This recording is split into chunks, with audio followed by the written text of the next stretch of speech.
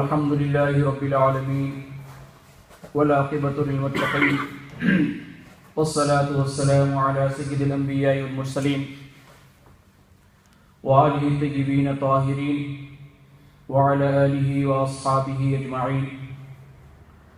قال الله تبارك وتعالى في القرآن المجيد والفرقان الحميد: أعوذ بالله السميع العليم من الشيطان اللعين الرجيم. بسم الله الرحمن الرحيم. يا أيها الذين آمنوا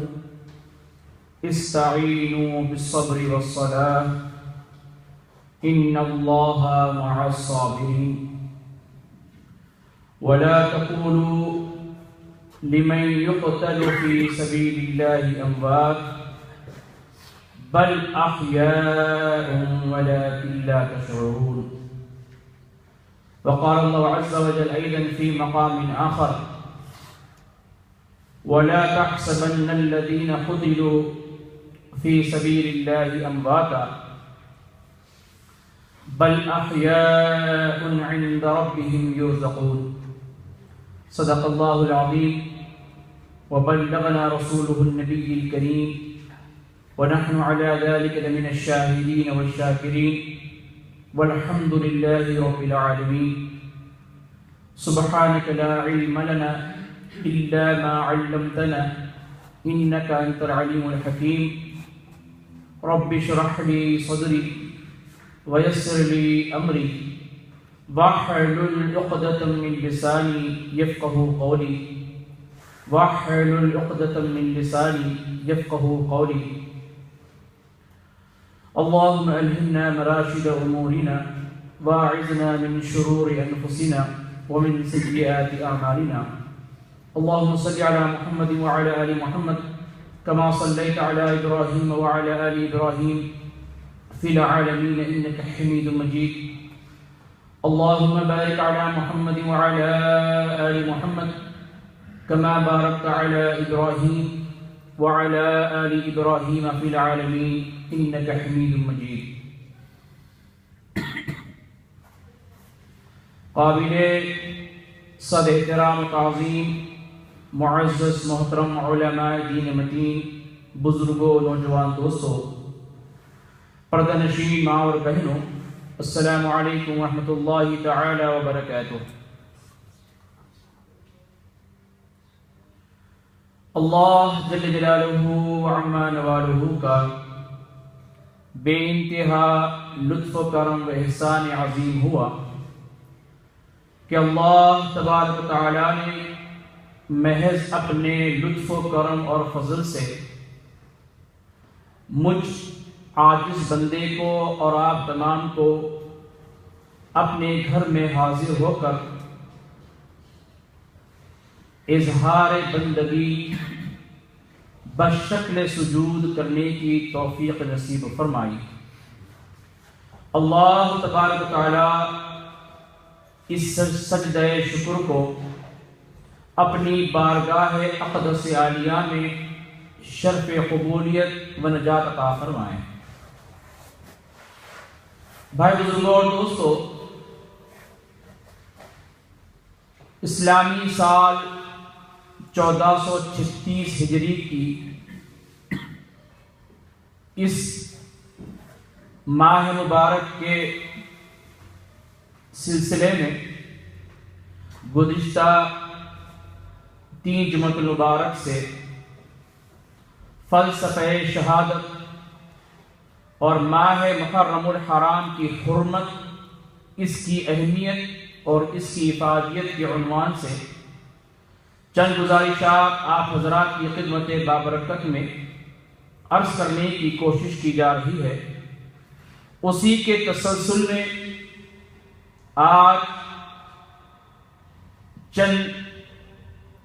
وہ واقعات جو ہمارے ذہنوں میں مختلف طریقوں سے اور مختلف مقررین کرام کے اقوال کی وجہ سے بیٹھ گئے ہیں، یا ہم نے اپنی کم علمی کی وجہ سے اسی کو حقیقت سمجھ رکھا ہے، اس پر سے پردہ اٹھانا چاہتا ہوں۔ دعا فرمائیے اور میری مدد فرمائیے اپنی دعاؤں کے ذریعے سے کہ اللہ تبارک و تعالی محض اپنے لطف و کرم سے اس عاجز بندے کی زبان سے حق اور سچ سچ بات نکلوائے، اور جو کچھ بھی بات نکلے سب سے پہلے اس کہنے والے عاجز کو، پھر آپ تمام سننے والوں کو عمل کی توفیق نصیب فرمائیں۔ میرے بھائیو، بزرگوں اور دوستو، اہل سنت الجماعت کے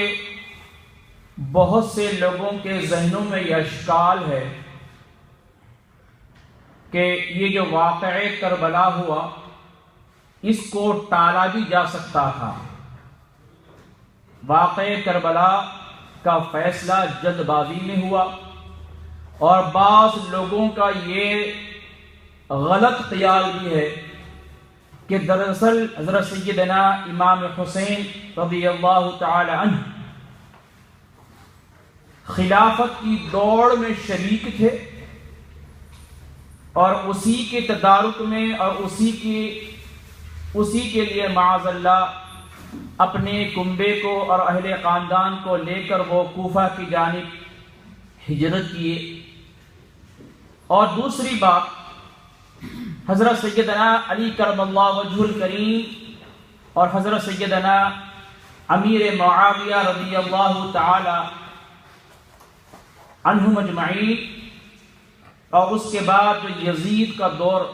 یہ تمام جو واقعات ہیں اس کے تعلق سے چند خدشات ہمارے ذہنوں میں ہیں، بلکہ اگر یہ کہوں تو بہتر ہوگا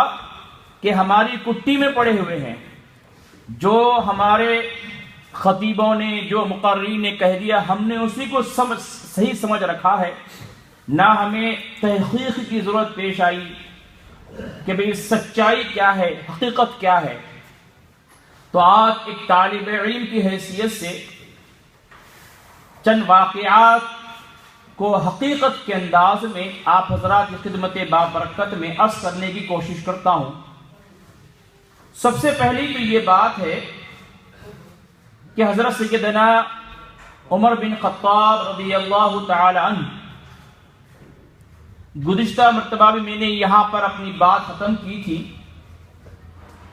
کہ اس دنیا کے ہر انسان کو اسلام کی ضرورت ہے، بلکہ یہ بات بھی طے ہے کہ جو اس دنیا کے اندر بچہ پیدا ہوتا ہے وہ عین فطرت اسلام پر پیدا ہوتا ہے، چاہے پیدا ہونے والا بچہ یہودی کے گھر میں جنم لیتا ہو، چاہے پیدا ہونے والا بچہ عیسائی کے گھر میں جنم لیتا ہو، چاہے پیدا ہونے والا بچہ کسی بھی کافر گھر میں کیوں نہ پیدا ہوتا ہو، لیکن وہ عین فطرت اسلام پر پیدا ہوتا ہے۔ یہی بات ہے کہ اللہ کے نبی صلی اللہ تعالی علیہ وآلہ وسلم کی حدیث پاک کا مفہوم یہ بات ملتی ہے کہ جب کافر کا بچہ بھی سن بلوغ کو پہنچنے سے پہلے مر جائے تو کل قیامت کے دن ہوگا وہ بچہ کافر کا، ہوگا وہ بچہ یہود و نصارہ کا، ہوگا وہ بچہ بظاہر ان کے ماں باپ کے مذہب پر چلنے والا، لیکن سن بلوغ کو پہنچنے سے پہلے مرنے کی وجہ سے اللہ تبارک و تعالیٰ اس کے ساتھ یہ معاملہ فرمائیں گے کہ اللہ تبارک و تعالیٰ اس کو جنت میں داخل فرما دیں گے۔ یہ جو معاملہ ہے انسان اسلام کو ایکسپٹ کرنے کا، یہ سن بلوغ کے بعد اس کی اللہ تبارک و تعالیٰ کے پاس پوچھ ہوگی۔ تو اب میرے بھائیوں بزرگوں اور دوستو، ہر انسان کو اسلام کی ضرورت ہے، اور ہر انسان اسلام کو چاہتا بھی ہے، اسلام پر عمل پیرا بھی ہوتا ہے، لیکن اسلام پر ایک ایسا وقت بھی آ پڑا تھا کہ اسلام کے لیے جناب محمد رسول اللہ صلی اللہ تعالی علیہ وآلہ وسلم نے اسلام کے لیے حضرت سیدنا عمر بن خطاب رضی اللہ تعالی عنہ کو اللہ تبارک و تعالی سے مانگ کر لیا تھا۔ جب آپ کا دور خلافت تھا، جب آپ کا انتقال کا وقت قریب آیا، تو روایت میں جب آپ شہید کر دیے گئے، ماہ محرم الحرام کی 1 تاریخ کو آپ نے جام شہادت نوش فرمایا۔ 27 یا 28 ذوالحجہ کو آپ پر حملہ کر دیا گیا تھا۔ تو اس وقت جب آپ زخمی تھے تو صحابہ کرام میں سے چند جلیل قدر صحابہ کرام آئے اور آ کر یوں عرض کیا کہ امیر المؤمنین، اب آپ زخمی ہیں اور آپ کے بچنے کے امکانات کم ہیں، اور آپ کی دنیا سے پردہ فرمانے کے بعد اس امت کا کیا ہوگا؟ لہذا آپ وصیت کر دیں کہ آپ کے بعد آپ کا بیٹا خلافت کے منصب پر بیٹھا ہے۔ آپ کے جو صحابہ تھے عبداللہ بن عمر رضی اللہ تعالی عنہ، جو جلیل قدر صحابی ہیں، تو عمر رضی اللہ تعالی عنہ نے فرمایا، کیا میں اس شخص کو منصب خلافت کے لیے منتخب کروں جس کو کہ طلاق دینے کا صحیح مسئلہ نہیں پتا، تو وہ خلافت کو کیا چلا پائے گا؟ یہاں پر 2 نکتے ہیں۔ آپ نے یہ نہیں کہا کہ خلافت خاندانی وراثت میں نہیں جا سکتی، بلکہ آپ نے وہاں اشارہ فرمایا۔ اس کے بعد پھر آپ نے سیدنا عثمان رضی اللہ تعالی عنہ کو یہ خلافت کی ذمہ داری سونپی۔ آپ کا دور کا آغاز ہوا۔ اس دور کے اندر جو سبائی گروہ تھا، جو ہمیشہ عبداللہ ابن سبا، جو اسلام کا دشمن تھا، یہودی تھا، اسلام کا لبادہ اوڑھ کر مسلمانوں کو، اسلام کو نقصان پہنچایا کرتا تھا، تو عبداللہ ابن سبا کا جو گروپ تھا وہ بڑا متحرک ہو گیا، اور سیدنا عثمان رضی اللہ تعالی عنہ کے دور کے اندر یہ بہت بڑی سازش کے اندر یہ اپنے آپ کو بہت آگے بڑھا دیا۔ اور اس زمانے کے اندر بات تفصیل میں جانے کا وقت نہیں ہے کہ عبداللہ ابن سبا کے لوگوں ہی نے سیدنا عثمان رضی اللہ تعالی عنہ کو شہید کیا۔ جب آپ کی شہادت کا وقت قریب آیا تو آپ ایک کمرے میں قید کر دیے گئے، کھانا پینا بند کر دیا گیا۔ 2 دن کا عرصہ ہو گیا کہ پانی کا ایک قطرہ بھی آپ تک پہنچ نہیں پا رہا تھا۔ رات کا وقت تھا کہ آپ پر نیند کا غلبہ ہوا، اور جیسے ہی آپ رضی اللہ تعالی عنہ کی آنکھ بند ہوتی ہے، 2 جہاں کے والد جناب محمد رسول اللہ صلی اللہ تعالی علیہ وآلہ وسلم کا دیدار ہوتا ہے، اور پوچھتے ہیں کہ عثمان کیا حالت ہے؟ کہتے ہیں کہ یا رسول اللہ صلی اللہ علیہ وآلہ وسلم، میرے ماں باپ قربان ہو جائے، انہوں نے میرا محاصرہ کر رکھا ہے، اور 2-3 دن ہو گئے کھانا پانی بھی بند کر دیا گیا۔ اللہ کے نبی صلی اللہ علیہ وسلم نے سیدنا عثمان رضی اللہ تعالیٰ عنہ کے قلب اطہر پر، سینے پر ایک ہاتھ رکھتے ہیں اور دعا فرماتے ہیں، اور اس کے بعد کہتے ہیں کہ عثمان تیاری کرو کہ کل روزہ آ کر ہمارے ساتھ افطار کرنا ہے،